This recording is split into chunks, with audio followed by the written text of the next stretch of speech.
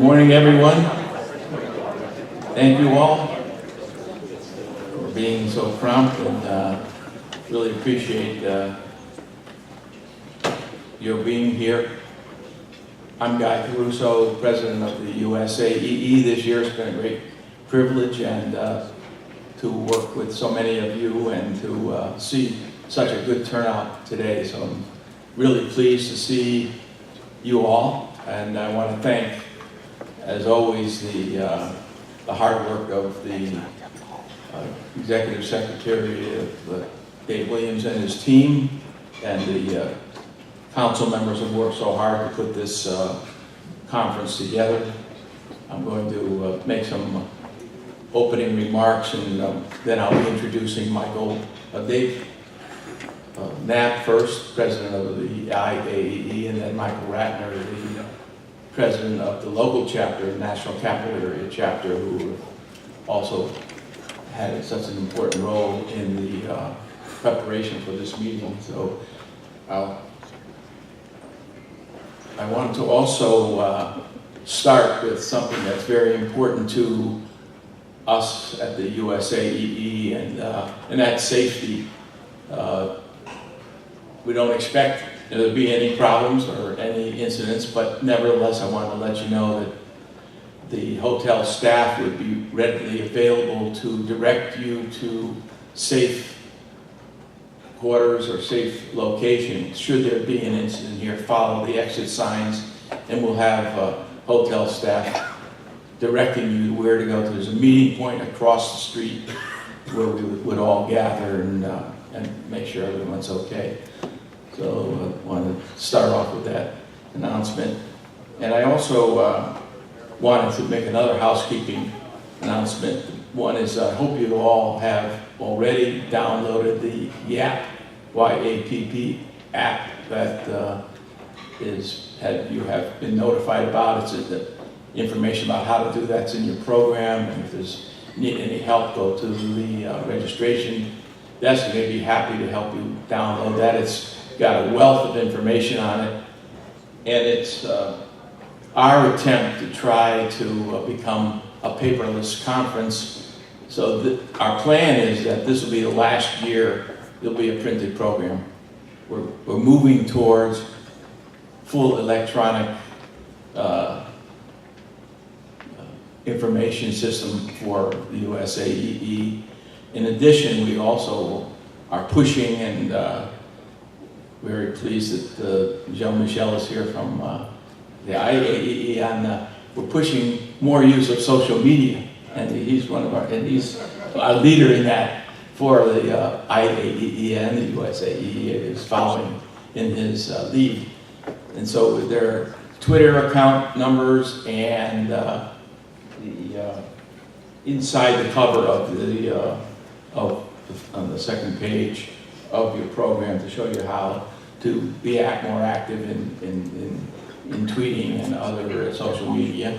So those are sort of the housekeeping announcements. And one other, there will be somebody around taking pictures. Don't be alarmed. It's all part of the conference program that the organizers have established here. So we're very happy to have it covered, and there'll be a number of media people also around, so I just wanted to let you know that. So let me now just say a few things about our thinking and what's this content behind the organization of this agenda, the evolving energy realities. You can't really talk about the U.S. energy scene without being overwhelmed by the change that's occurred, this evolving reality that we're talking about. What is it? Well, I left EIA 10 years ago, almost to the day, and I can tell you that we're about 180 degrees away from where we were on U.S. energy, North American energy, let's broaden that. In almost every sector, oil, gas, electricity, and the policy changes that have occurred have been remarkable. We've gone from heavy imports of crude end products, at the time, expectation of large LNG imports for the natural gas sector, to almost a complete reversal of that. We're already a net natural gas exporter. We're headed towards perhaps challenging Qatar for the #1 position as an LNG exporter. We're potentially a net oil exporter by the mid-2025, say, based on one EIA scenario, their annual energy outlook. And it's been such a change that I think caught a lot of us, certainly in my case, I can say it caught me by surprise. This is a remarkable change. As my colleague Frank Verastro likes to say, the changing energy landscape, and he's going to talk about that later on. Of course, it's been a technology play, but it's been a lot more than that. We all know about the horizontal drilling and the hydraulic fracturing and a lot of other changes in the adaptation of existing technology and the improvement of that technology as well as new technology. So on the oil sector, we've gone from major large importer to perhaps heading toward a net exporter. But even if we don't reach that, we're already the largest petroleum product exporter in the world, about 5 million barrels a day last year. And that's remarkable considering where we were even 5 years ago. And policy change was part of that. You know, being able to have access to this light sweet crude from the Bakken, Permian, and the Eagle Ford has made a huge difference. There's a number of challenges involved with that, infrastructure-wise, policy-wise, legal challenges, etc. But nevertheless, I don't know if we've reached it yet, but we will soon reach 11 million barrels a day of liquids production in this country from less than 6, like I said, 10 years ago.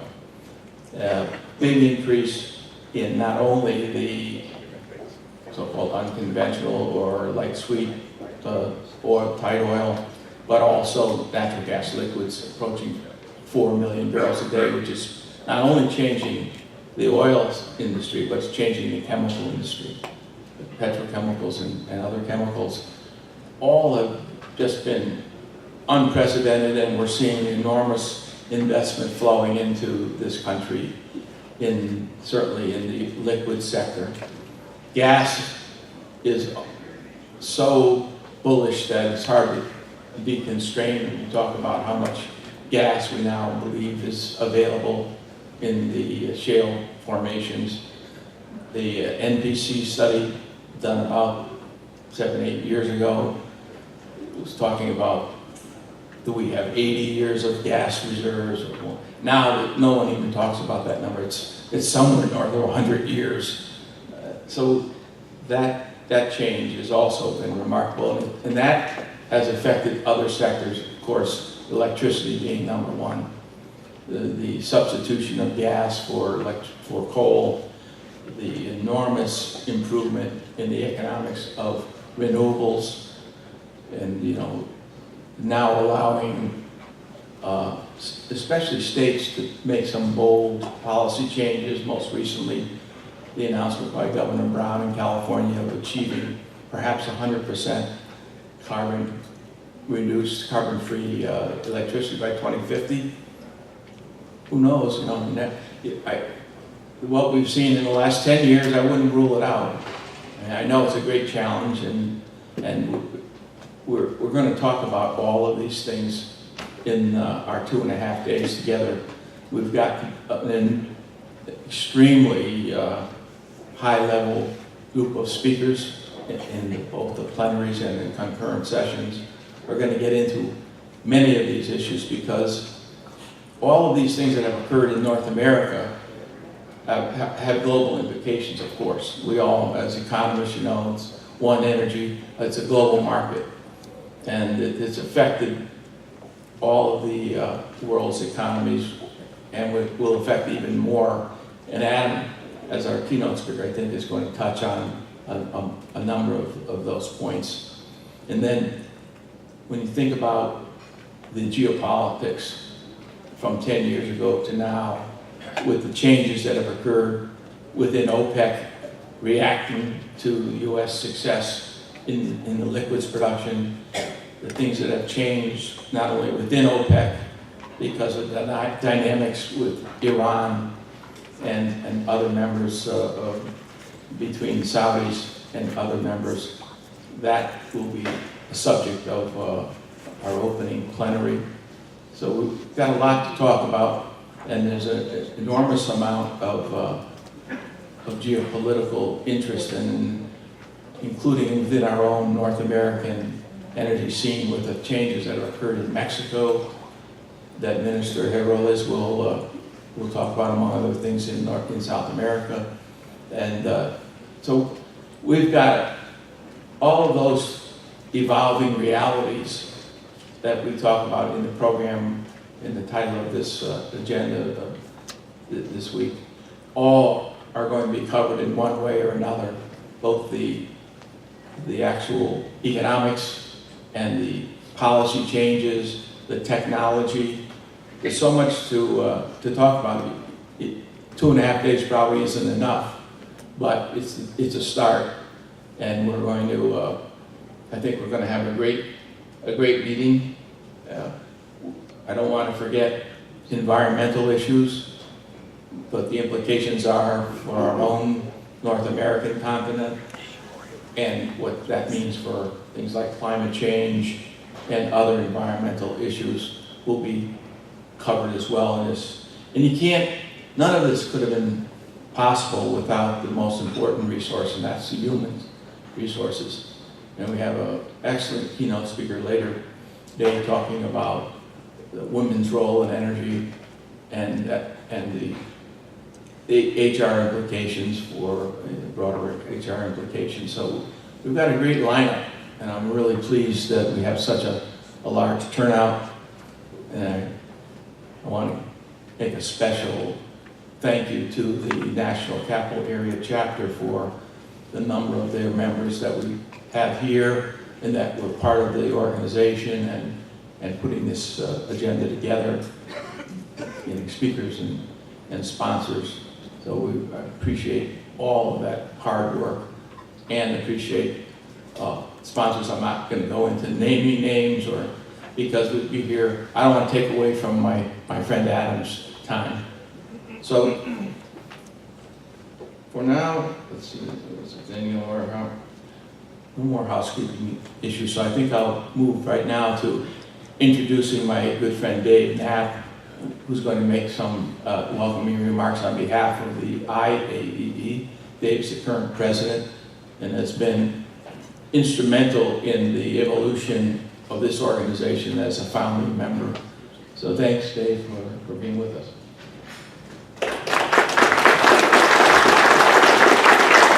Thank you very much, Guy. And as Guy says, we've been friends for so long that this has become, we were actually in Lehigh together earlier in the year, and this is sort of our professional family.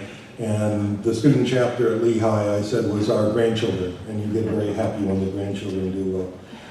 I also want to reiterate the thanks to the NCIC for all this work. And I just discovered that actually Mike is an alumni of my company, Energy Intelligence, one of its early incarnations. So a lot of things have long threads. One thing that I've been asked to highlight is the business and government focus of this group.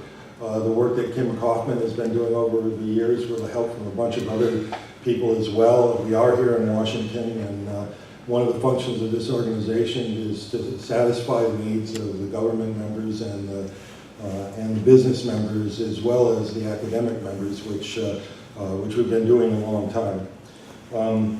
I also want to mention, we have 2 of the plenary sessions are on the government track.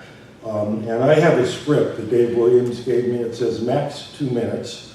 And then it says, lightly touch on plenary session themes. Okay, we're going to talk about electricity, we're going to talk about batteries, vehicles, we're going to talk about policy, regulation, we're going to talk about demand, talk about supply. You're going to hear a wonderful session on geopolitics, and as Guy says, there's been a huge change because of the way the background has evolved, the way OPEC has evolved, and various other things. And then there's a final plenary on what we're calling technology leapfrogging, the idea that you don't see any telephone poles in Africa, you see cell phones. How many of those things are out there so that the developing world has a different set of options than the mistakes and the successes that have been made in the developing economies. And I've had a theme. I've said that, you know, if this group can't help in that transition, what have we been doing for the last 40 years? So with that, I will introduce Mike, and I think I'm under my 2 minutes.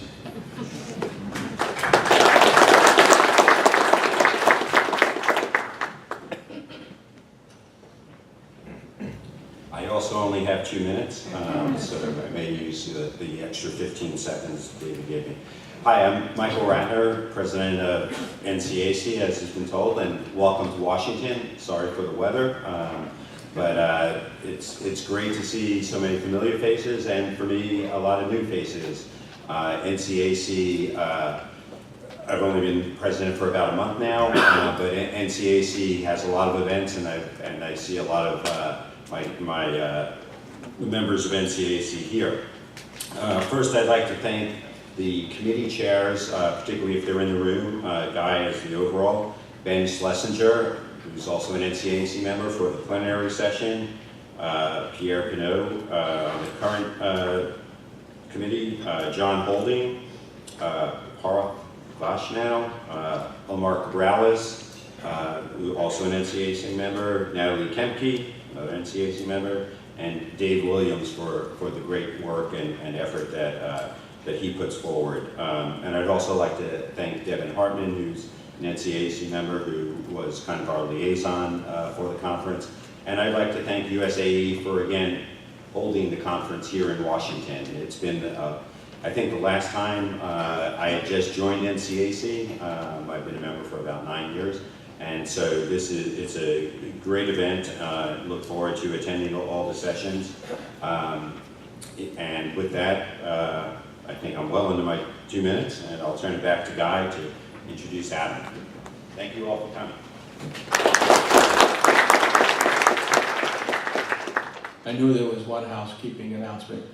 There are, thanks very much to Mark McCarthy from Toyota, who was one of our members, both the local chapter and on the council beginning in 2019, for arranging for a couple of test vehicles from Toyota.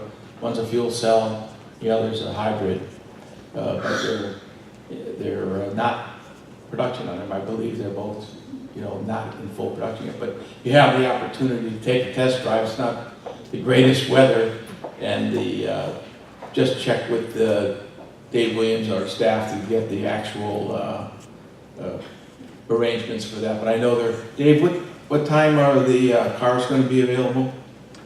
Hey, Mark, what time are those cars going to be available? There's Mark. At the coffee break, and they'll be out in the front, at front entrance, Mark? We'll have 2 engineers here. They could go answer any questions about the technical specs on the vehicle. They could also answer any questions about alternative vehicle strategies. Thanks, Mark. And we'll have them, they'll be available during the coffee break, but if anyone wants to take a ride during the concurrent session to us. Both vehicles are in production. They're both in Both production? vehicles are in production. Oh, great, great, thanks. And I remembered I should have also did a shout out to Elaine Levin, Michael's predecessor. She was very helpful during the NCAC participation in our program committee. But now it's great pleasure and honor, really, to introduce a good friend and colleague, Adam Sieminski, who I've had the pleasure to work with for a long time. And he's had enormous influence and experience in both the financial sector and how it relates to energy markets. And he brought that experience to the U.S. government after many years with in the financial community, including the last one at Deutsche Bank, to come to the National Security Council, and then being the 7th or 8th administrator of EIA.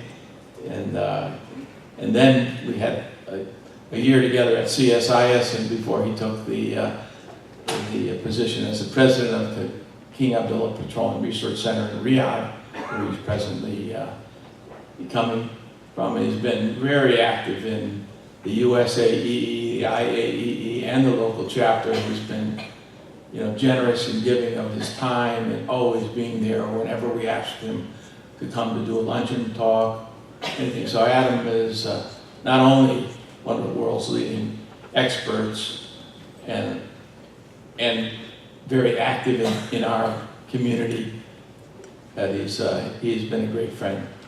Adam, thank you very much for coming and doing this.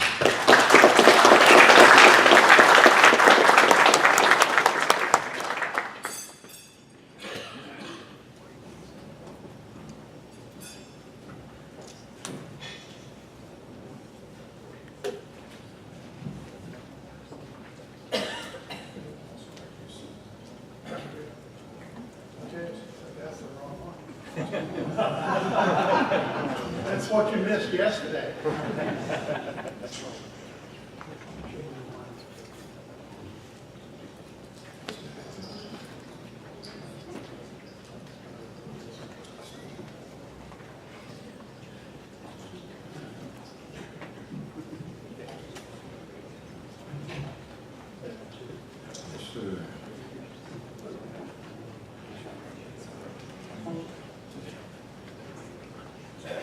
Okay, anybody got any jokes they want to tell?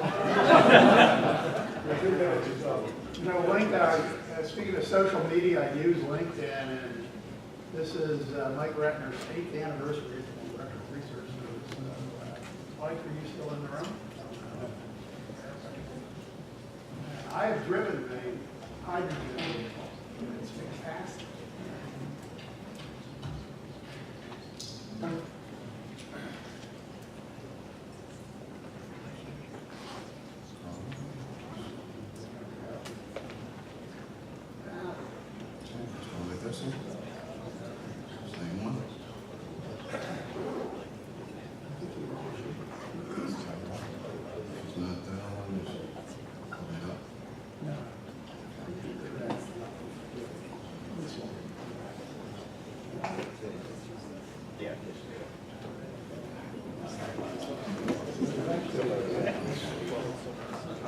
Hey Dave, here we have the other one. It's the only ones I have. We'll try to get others. Okay.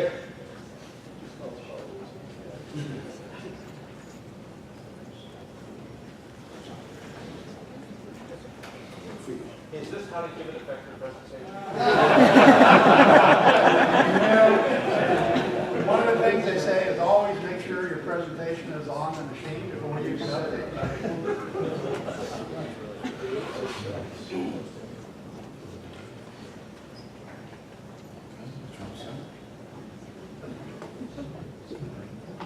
First one. If this one opens correctly. Yes.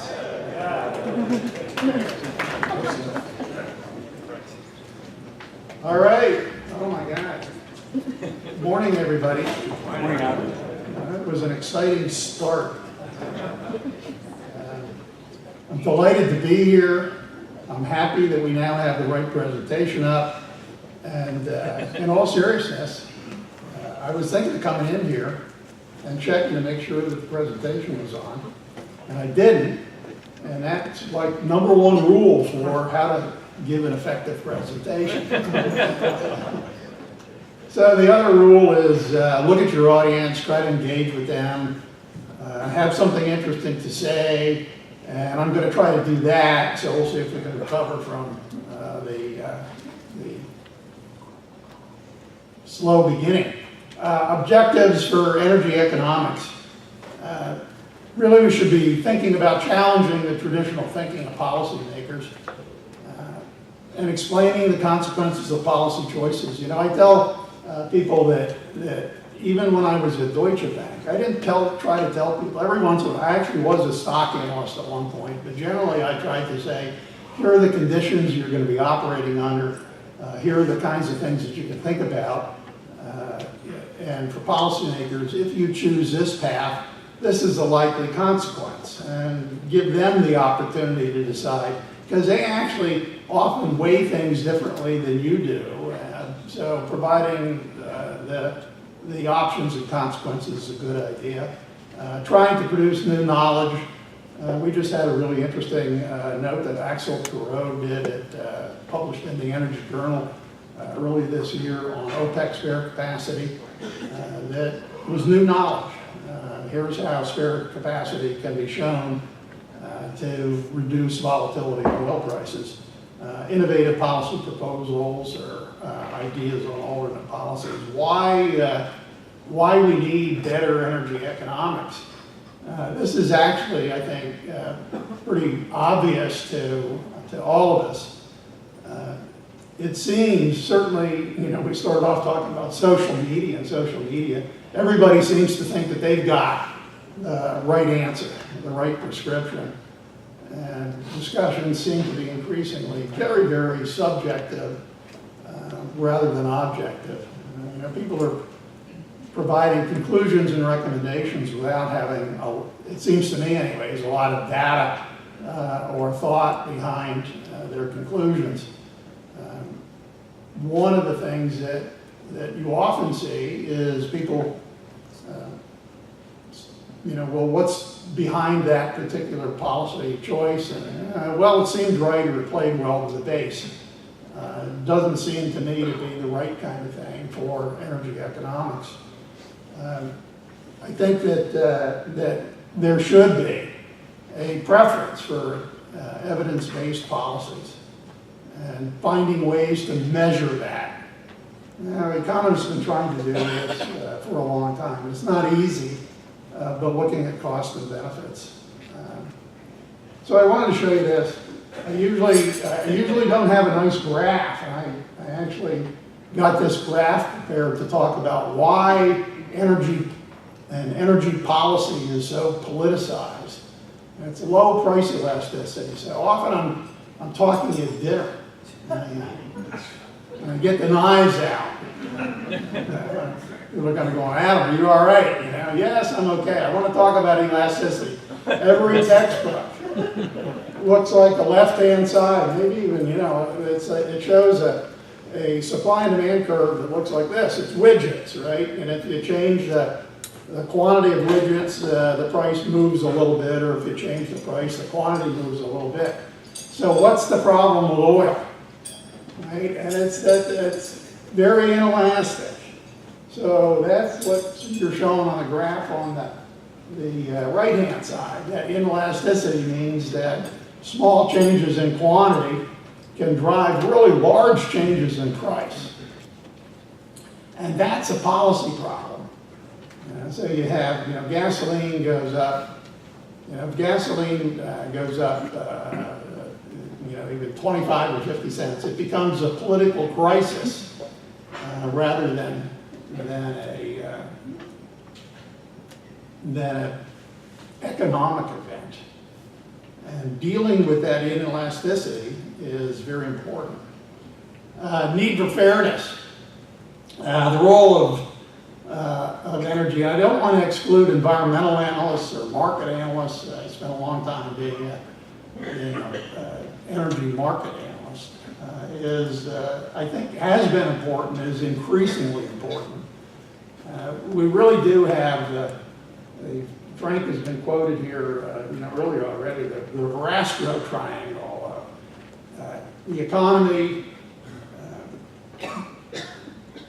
national security, and the environment as being kind of the key factors in energy policy. But you can think of these Venn diagrams for energy in different ways. And one of them is sustainability, reliability, and affordability.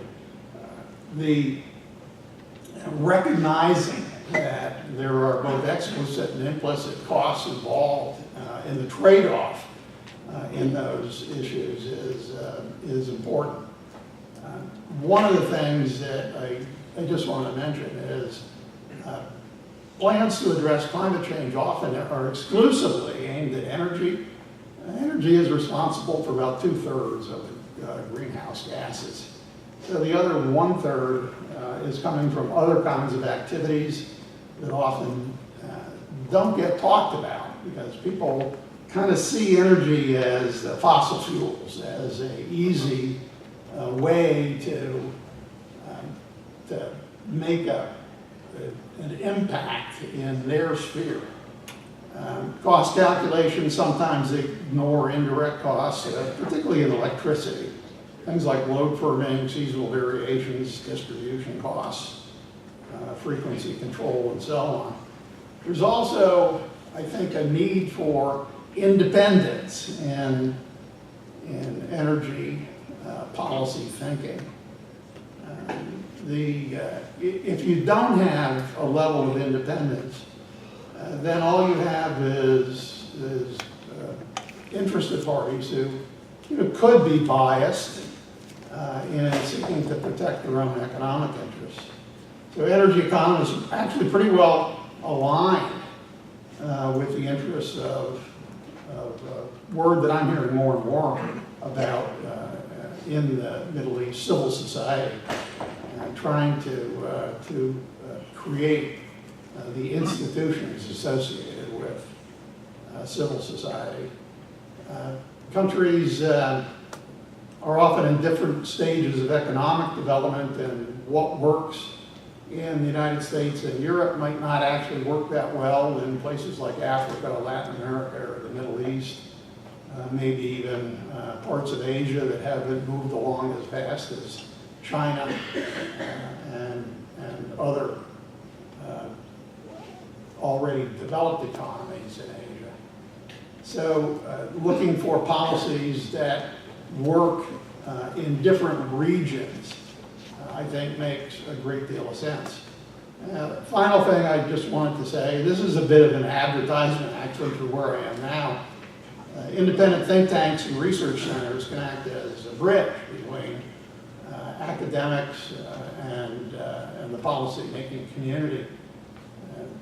In a sense, we're trying to do that at KAPSARC. We're trying to create and take good academic research, but provide that to policymakers, both locally and abroad, in a way that they can understand.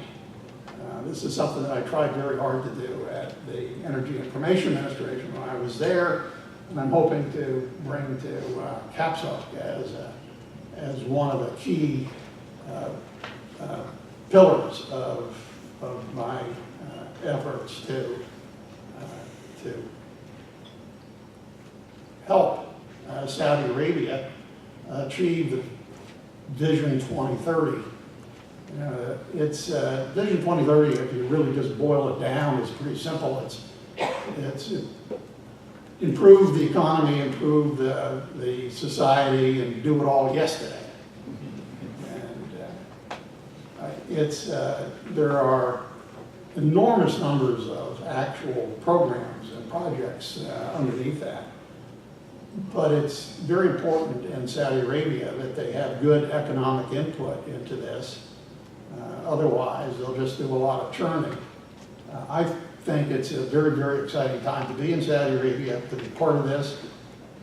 If it works, it's going to be really great. And if it doesn't work, even people in Saudi Arabia are kind of going, this is, in fact, it can't not work. It's got to work. So that's how you can get hold of me if anybody wants to. And we have 15 minutes or so to do Q&A if anybody has questions. I certainly hope you do. So thank you very much.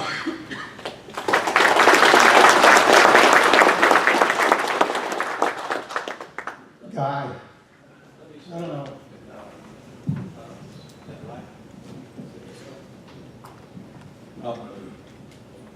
Guy Caruso.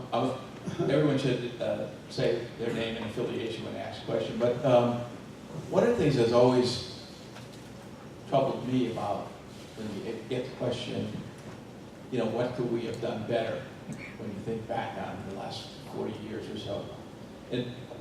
And I always think public policy on energy is difficult because it's a long-term issue, and politics is short-term, a little bit like, you know, goes along with the inelasticity. Is there anything you've learned over both in private and in public sectors that you could give advice to, say, policymakers on how to deal with long-term issues that you know they have to deal with in a short-term political environment, you know, 2-year cycle?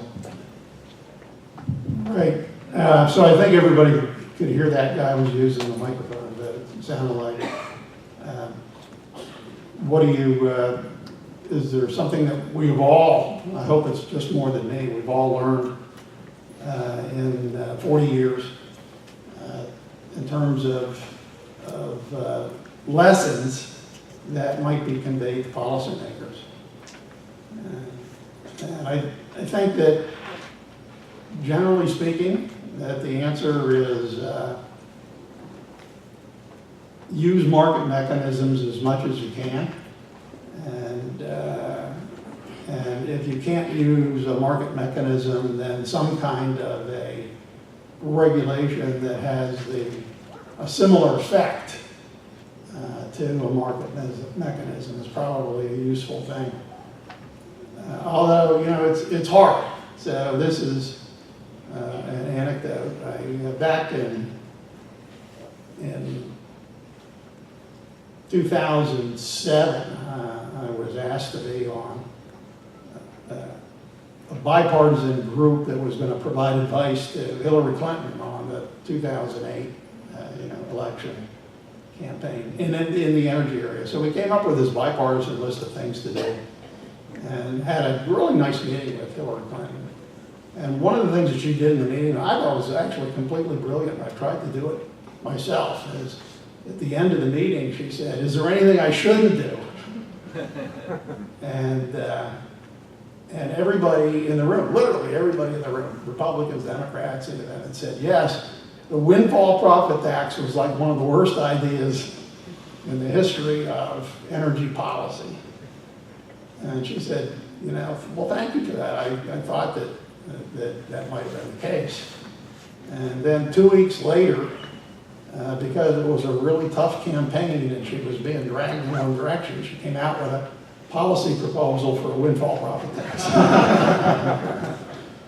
So I was actually to make kind of a very enlightening economic lesson, and the economic lesson was you can provide the right policy choices, and the people that you're talking to, the policymakers themselves might actually really understand and get. They might understand what you're saying.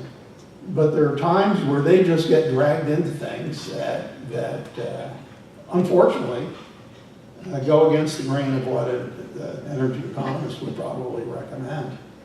And I think that what you could then hope is that the actual implementation of that kind of thing wouldn't happen, that hopefully not all campaign promises come true.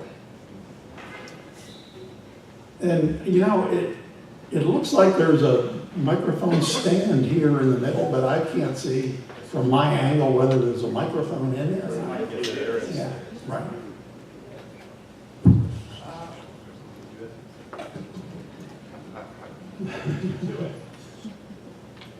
Robert. Is it on? Is it on? Yep. Hello? Yep. There we go. Robert Kleinberg now with Columbia University and Boston University. Hello, Adam. What is the thinking in Saudi Arabia about issues like social cost of carbon and carbon tax? And is there any difference between sort of public position and private position? Yeah, so the question is, in Saudi Arabia, where do we stand on things like carbon tax and social cost of carbon? I mean, it's being examined. Saudis prefer to talk about emissions in general rather than CO2 as the only emission. There's a lot of work being done at Aramco on decarbonizing oil, like finding ways to remove and sequester the carbon from the oil. One of the possibilities would be is to actually move hydrogen in some way, and this would obviously be one of the ways that you might be able to fuel a hydrogen fleet. You know, right now, I think the way Toyota's getting hydrogen is they're using electricity to disassociate water. But there might be a more direct way of doing that. The Saudis in Saudi Arabia, they have been thinking about it, and they very much enjoy the study. I think it just got published out at Stanford that ranked the greenhouse gas contribution to various kinds of crude oil, and Saudi Arabia was, I think, at the not the absolute lowest. There was one other country that was down there, but at the very, very low end of the range of carbon content of the fuels. And Bob, I think one of the reasons, and there are a lot of reasons for that, and it's not necessarily the carbon content of the oil itself. It's the efficiency of the production, refining, and movement. If you are a relatively low energy using producer and refiner, right, so efficient, then you end up having a lower carbon footprint. The Saudis participated in the Paris Agreement and are continuing to I think, trying to be a constructive player in that area. Thank you for the question. Good morning, Alan. Michel Glachance, Regulation. By the way, I did attend a workshop in Saudi Arabia at KAPSARC last year, and I did appreciate the open mind, the atmosphere. My question is the following. In your opinion, for the 15 coming years, what are the real options in the electricity sector for the country and the government of Saudi Arabia? So what are the options in Saudi Arabia? For electricity, right? For electricity? Yeah. Yeah, well, you know, KAPSARC, if you go on KAPSARC's website, you'll find quite... I would like to know what you... Well, I'm the president of KAPSARC. Right, and just as when I was the administrator of the EIA, I don't have personal opinions. I have the opinion of the leader of the organization. And generally speaking, my personal opinions are kind of aligned with, you know, what I did at EIA and what I'm doing at KAPSARC. So if you go on the KAPSARC website, you're going to see quite a bit of work actually done on electricity, including regional grids.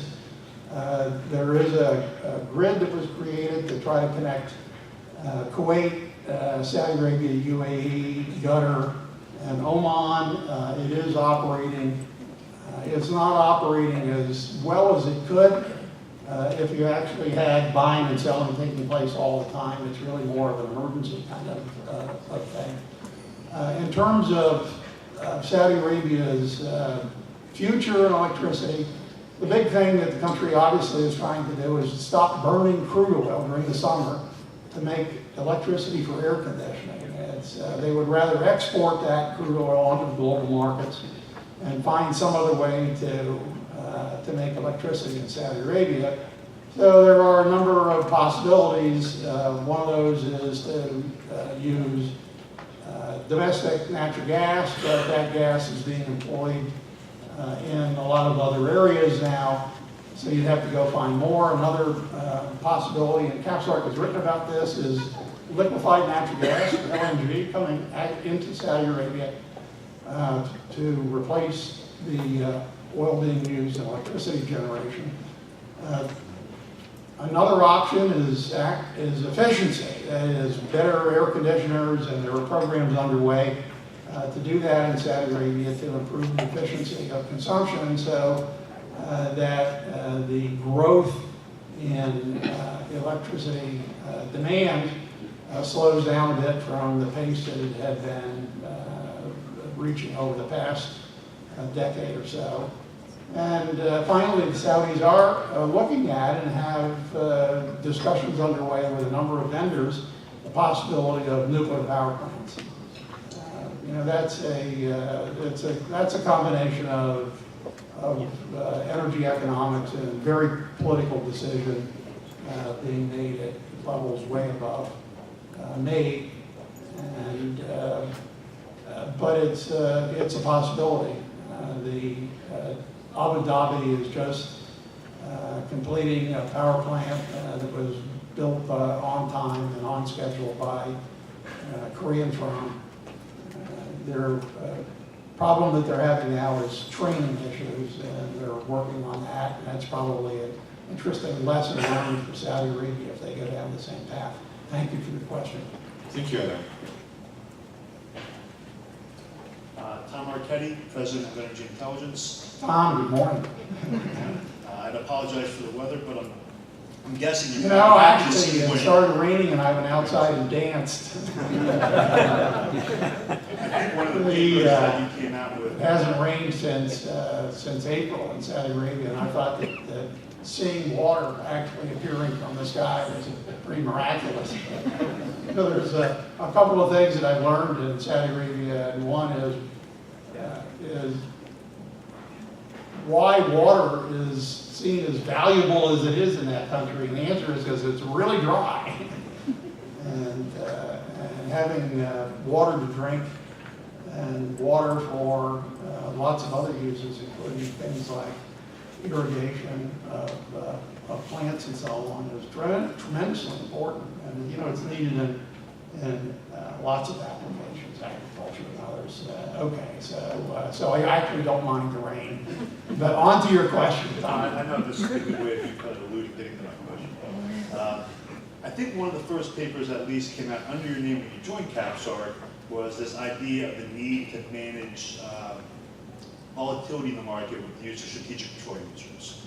And when you think about where Saudi is right now with inventory at 9-year lows, you think about OPEC's spare capacity, 2 million barrels a day, Saudi's 1.5 million a day. I'm not sure how it can get there, how quick it can go there. I was just wondering if you could kind of share some thoughts on what you think is the outlook right now and more of a current market condition about the need for strategic petroleum reserves and maybe link that to oil prices and spare capacity. Yeah, as far as the U.S. is concerned, I've actually always been a big believer in the U.S. Strategic Petroleum Reserve. I felt that it was a mistake to sell it off, but there are some very thoughtful people, like Howard Grunsbeck, who acted as deputy administrator for both Guy, Richard Newell, and myself. And Howard has never been as big a fan of the SPR here as I am.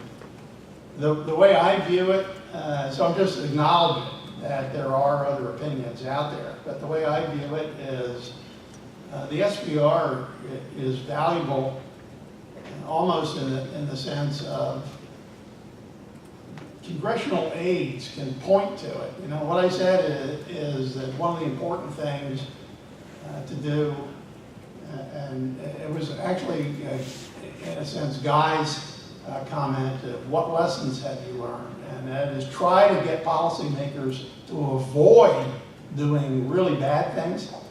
And the existence of the SPR is actually kind of a really nice security blanket for policymakers. Even if you never used it, you could, an aide can say to the boss, don't worry, you don't have to impose price controls on gasoline because we have the SPR, and if things get really bad, we can use it. And if you didn't have that kind of security blanket to point to, I think that the tendency on the part of policymakers to want to do something right away so that they look like they're responding positively in the midst of some crisis is really high. In terms of global spare capacity, you mentioned that, so that's strategic petroleum reserves. Global spare capacity largely held by Saudi Arabia, UAE, Kuwait, and so on, and Saudi Arabia, the bulk of that. I think the number that we were using at KAPSARC in the paper that Axel Hero wrote, Jim Smith, is Jim here from SMU. Jim usually shows up at these meetings. Axel and Jim said that using the IEA figures, Saudi Arabia is currently holding about 70% of spare capacity, the crude oil spare capacity. So the interesting part about their paper is what they did is they ran a counterfactual. So what would the world have looked like if you did not have spare capacity? And what they found was during the last couple of upward spikes in prices, they felt that you would have seen oil prices well above $200 a barrel, and prices not zero. You probably don't give it away, but very, very low numbers. $10, $15 a barrel for oil in periods of, generally speaking, excess supply, economic slowdown. And the savings to the world from having spare capacity, they calculated as something close to $170 to $200 billion a year, annual increment in GDP. And if you accumulate that over time, it's actually a fairly significant number. I think that the current market conditions, I think we'll be a little bit tight in the fourth quarter, a little bit loose in the first quarter. There is Russian production coming on. The Saudis do have more production capacity. And I think that they're not interested in seeing a spike. I think there has been a bit of a surprise in terms of how quickly Iranian oil, the sanctions have moved Iranian oil off the market. And you have the continuing problems in Libya and Venezuela. I've been arguing about problems in Venezuela since I was actually at the National Security Council back in 2012. My fear was it was going to happen all at once. It turns out that Venezuela has just been this incredibly slow bleed that just doesn't want to seem to get better. The combination of all of that, along with fairly decent economic output, U.S. economy is pretty strong, and we're not seeing huge slowdowns elsewhere in the world, so the demand numbers are holding up. But I suspect that the idea of a range of $70 to $80 for crude oil is still alive and well. Thank you. Hi, Adam. Kerry King, University of Texas, Austin. I'm going to ask you a question about your phrase up there, independent think tank versus think tank. How would I know the difference between an independent think tank and an unindependent think tank, I guess, if I didn't put the word independent in front? Right. And a follow-up to your gentleman's question, what about solar in Saudi Arabia? I think that's one of the options for meeting. Sure. Okay, so two questions. What's an independent think tank and solar? So on independent think tank, there actually is a really long list of criteria that's published by the University of Pennsylvania think tank program. And they start off with a number of things is your institution a direct part of government? Where does your funding come from? Are your scholars recognized in peer-reviewed journals as being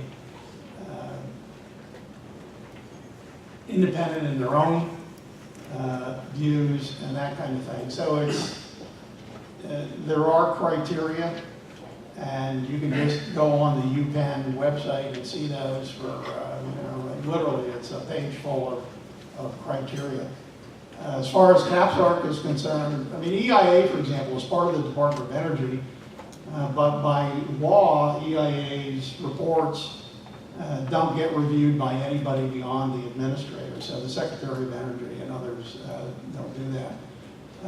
By law in Saudi Arabia, KAPSARC was created as an independent institution that was endowed by donation from King Abdullah.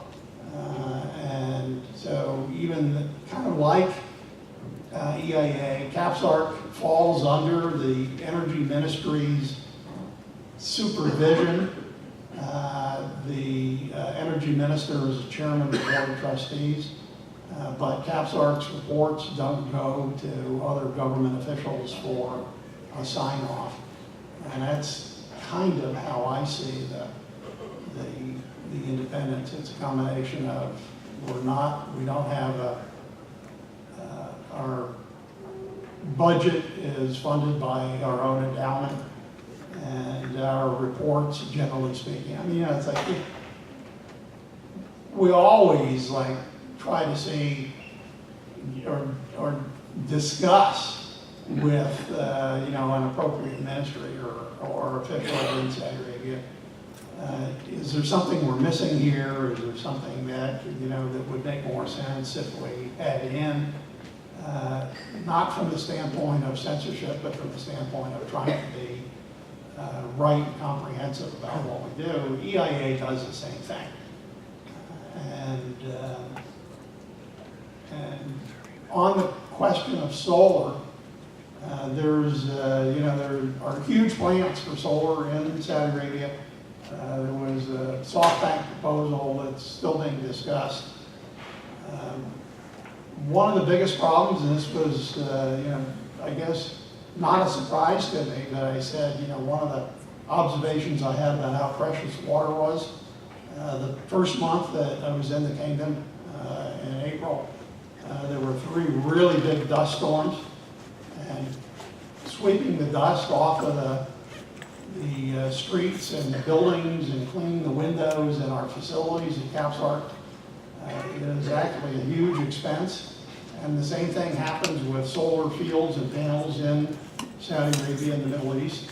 They have to be cleaned, and you have to be very careful how you clean them because you don't want to scratch the panels. You can't use tap water, regular water from a hose or something, because it's got the mineral content is too high. It'll eventually end up coating the glass.